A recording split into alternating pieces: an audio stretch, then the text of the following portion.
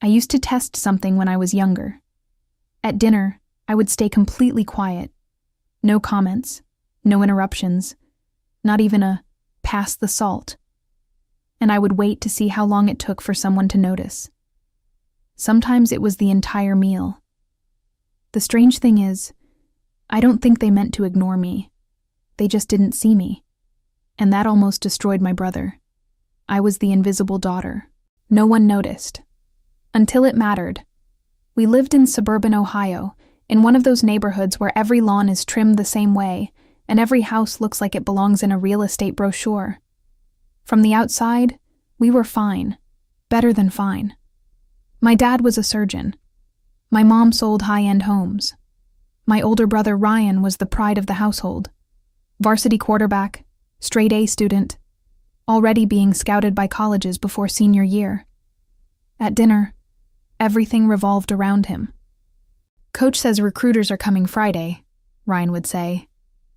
"That's incredible," my mom would respond immediately. My dad would start talking strategy, training, exposure, scholarships. One night, I tried to insert myself into the conversation. I got an A in chemistry. "That's great, Em," my dad said, not looking up from his phone. And then the conversation shifted right back to football. It wasn't cruel, it was casual, which somehow made it worse. After a while, I stopped trying. When you realize no one is really listening, you conserve your energy. But being invisible teaches you something most people never learn. You start paying attention. I noticed the unpaid hospital bills stuffed into a drawer.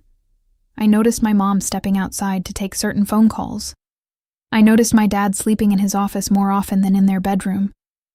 No one realized I was watching. Recruitment season changed the atmosphere in the house. Highlight reels played on repeat in the living room. Coaches called during dinner.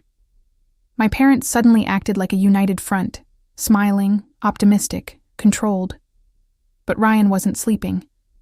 I could hear him pacing at night. One evening, I heard shouting from his room.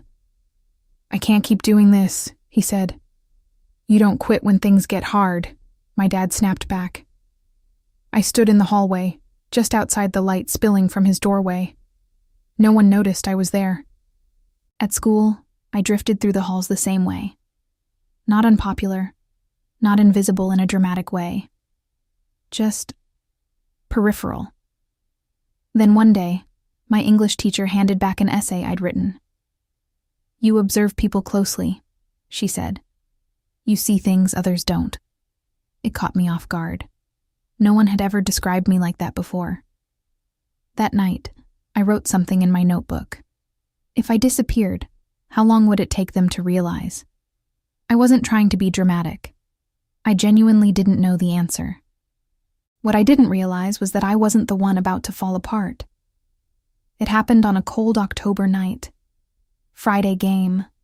Light rain. Stadium packed. Ryan had been nursing a shoulder injury for weeks. I knew because I'd seen the way he held his arm when he thought no one was looking. And I had seen something else. A prescription bottle in his gym bag. Not his name on it. I didn't say anything. I told myself it wasn't my place. Late in the third quarter, he took a hit that knocked the air out of the entire stadium. You could feel the silence, the kind that spreads in waves. At the hospital, the diagnosis was clinical and detached. Severe ligament damage, possible nerve involvement, indefinite recovery timeline. By morning, the recruiters had stopped calling. The house felt different after that. Quieter. Ryan stayed in his room. My mom started pouring wine earlier in the evening. My dad became sharper, shorter, less patient. But what scared me most wasn't the injury. It was the way Ryan started drifting, restless, irritable, hollow. I had seen him take those pills before practice, more than once. And I had said nothing. Addiction doesn't always look dramatic at first. Sometimes it looks like someone losing interest in everything. One night, I found him sitting on the garage floor, staring at the concrete. "You're not okay," I said. He didn't look at me. Just reflective. "We're noticing now," my mom said. It wasn't a perfect apology, but it was real. Later that night, Ryan knocked on my bedroom door. "You saved me," he said. I shook my head. "No, I just paid attention."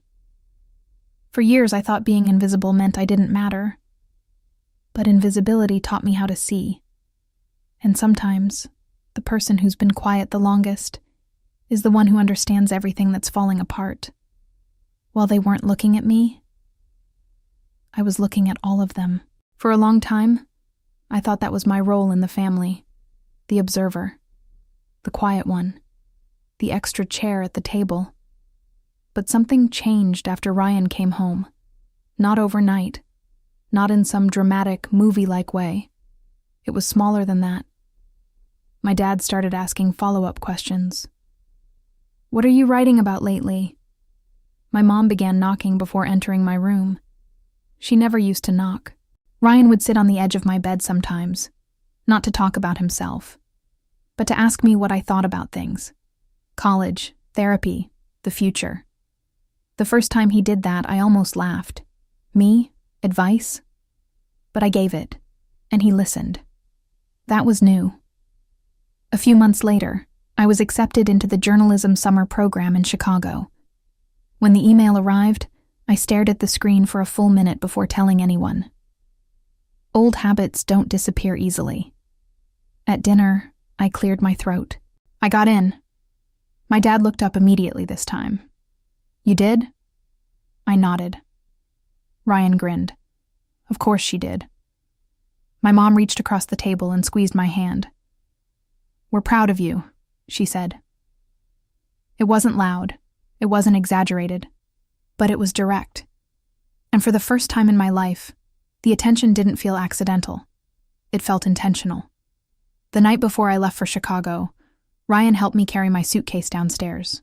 "You know," he said, leaning against the car, "I used to think you didn't care about any of this." "About what?" "About me. About football. About the pressure." I shrugged. I cared. I just didn't think anyone wanted to hear it. He nodded slowly, like that answer landed somewhere deep. "I'm glad you didn't stop caring," he said. "So am I." Because here's the thing about being the invisible daughter.